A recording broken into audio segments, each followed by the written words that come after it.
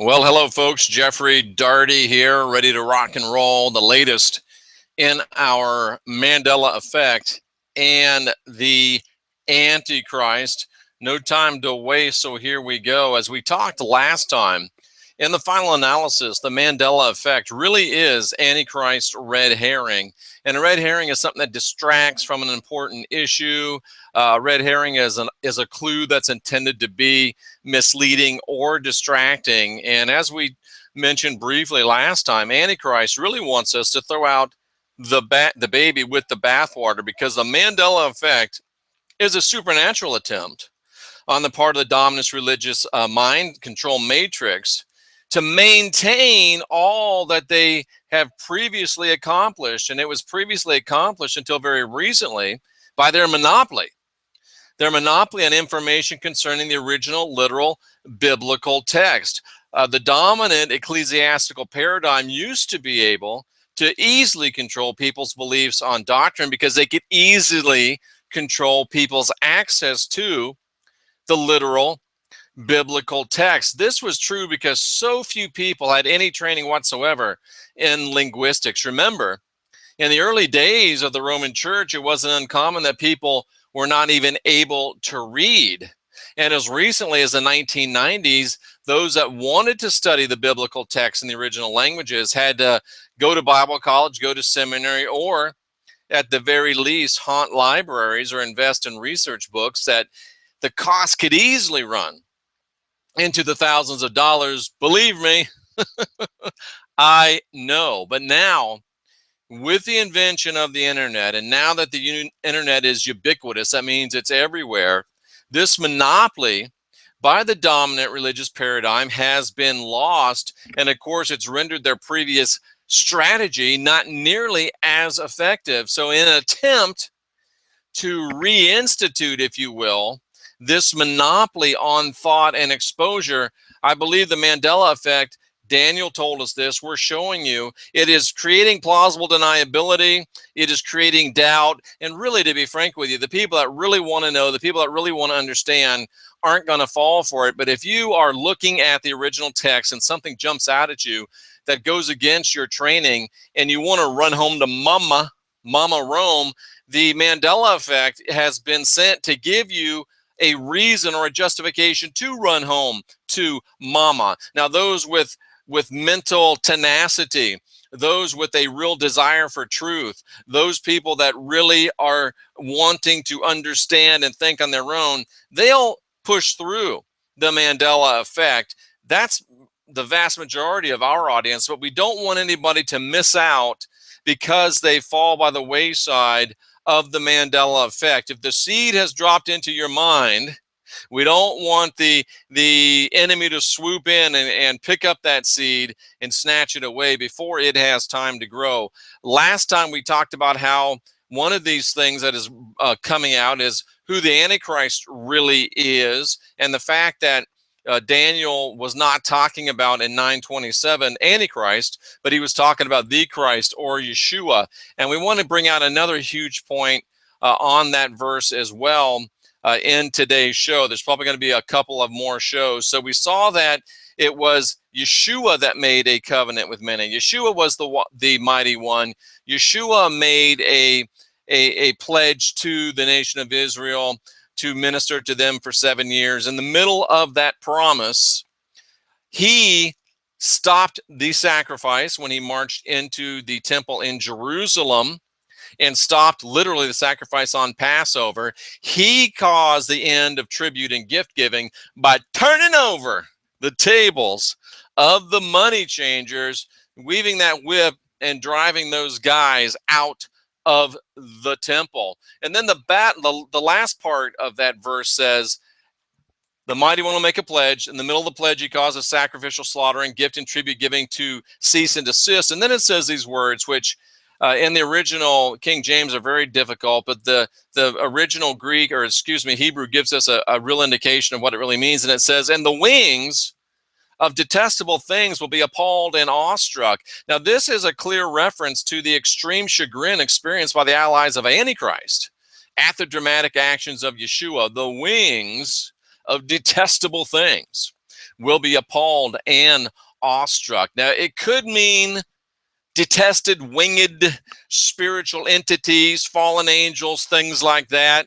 That's certainly the most colorful and dramatic interpretation of the verse, but it could also, in a much more mundane, but perhaps a much more rational and less dramatic rendering, it could be just talking about detestable powers that are involved in what is to be the abomination of desolation, because wings are often in the Hebrew language a metaphor of power. So whether it actually is detestable, disgusting, winged spiritual entities, or whether it's just the entities that will perpetrate this abomination, we know that's what it's talking about. And it says that they will make it desolate even to the consummation, and that shall be determined upon the desolate. What that means, it's even hard to say, is complete destruction and annihilation is poured forth unto desolation.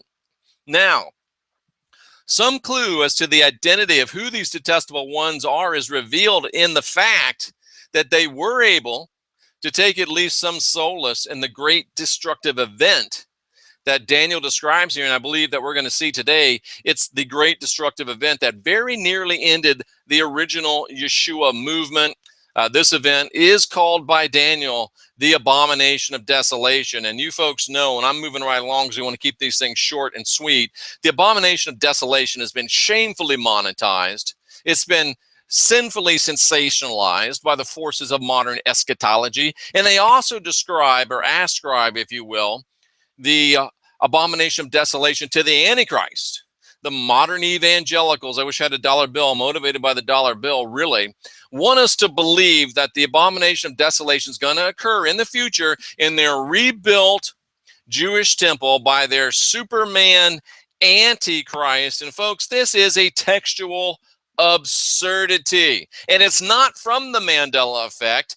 It is a textual absurdity that was created by their monopoly that the Mandela effect is intending to reinstate by creating doubt about emerging truths, dath, knowledge, such as this which we are about to share with you, because the plain textual facts tell quite a different story. Moving right along, the abomination of desolation is another stunning example, or at least the modern belief in it, of the power and pervasiveness and proof of that monopoly that I spoke of. In the New Testament, the abomination of desolation is spoken of first in Matthew. And Matthew says, when you, talking to his readers, when you shall see, when you guys I'm talking to right now will see the abomination of desolation spoken of by Daniel the prophet, stand in the holy place. Whoever's reading, let him understand. Then let them which be in Judea flee to the mountains. That's Matthew 24:15 and 16. Now, Matthew clearly said that his audience would be able to see the abomination of desolation. The audience he's specifically speaking to just before 70 AD, 66, 67, 65, when he wrote this book. And that's going to be huge in our discussion, by the way, 70 AD. Matthew speaks of a specific abomination, and he says it's the very one spoken of by Daniel the prophet. That's exacting language indeed. Now, plain, literal, textual context dictates that Matthew's readers in the late 60s AD would indeed see the abomination of desolation spoken of by Daniel the prophet. If they literally saw it as the Bible writer declares, then we will not. It's part of our history, not of our future. Mark is the next New Testament writer to write about it, and he says, so when you see the abomination of desolation standing where it should not be, let the reader understand. Then let those who are in Judea flee to the mountains. Mark 13:13 and 14. Mark also tells his audience, hello, you will see the abomination of desolation. He tells them that it will be where it shouldn't be. Then he gives a rather cryptic reference, same thing that Matthew did. Hey, remember what I'm saying when you're reading, understand. He makes certain that he knows that they know that he's talking about a specific abomination of desolation. Again, his audience prior to 70 AD is not going to be present in any rebuilt temple in our future. And then finally, Luke chapter 21, verse 20, Luke, the physician, who's very exacting in his language, spells it out. He says, when you see Jerusalem surrounded by armies, you will know that the desolation is at hand.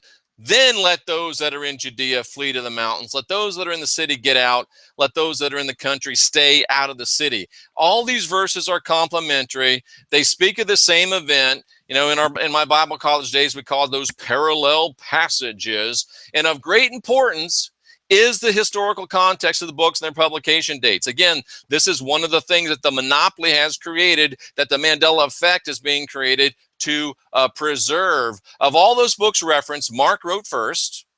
Mark specifically mentioned abomination of desolation, tells his audience they'd see it standing in a place where it should not be. Luke, writing at about the very same time, clarifies Mark's statement about standing where it should not be by telling the readers that Mark and he are plainly talking about, when Mark says standing where it should not be, Luke says, hey, we're talking about Jerusalem being surrounded by armies. Matthew, written last, goes out of his way to synthesize and contextualize the writings. He uses the same language used by both Mark and Luke, and then specifically says, hey, it's the Jerusalem surrounded by armies. It's the siege of Jerusalem, which is the abomination of desolation spoken of by Daniel the prophet. Folks, it simply cannot be any clearer than that. The truth, the literal, biblical, textual truth of the abomination of desolation is plain for anyone that truly wants to understand it. The text is clear. The abomination of desolation spoken of by Daniel the prophet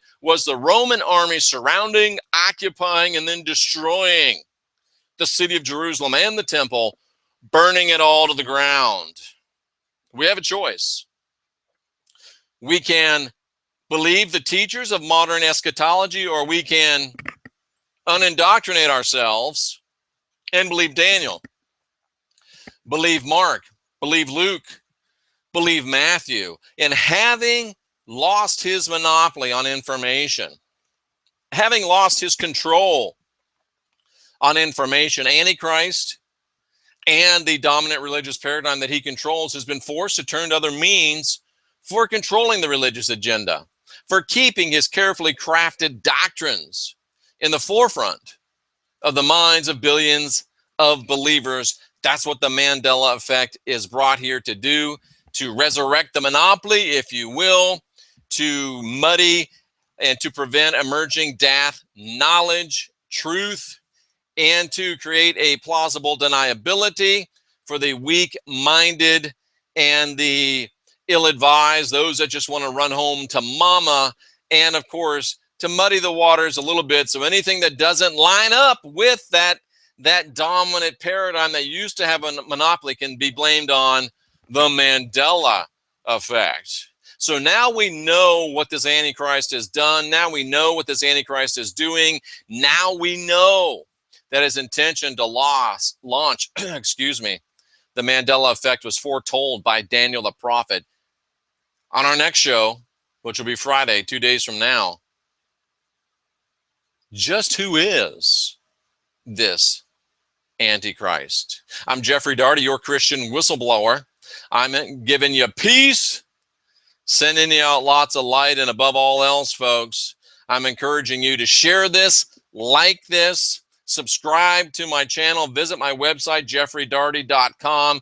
Great t-shirts, lots of books, but above all else, folks, unindoctrinate yourselves.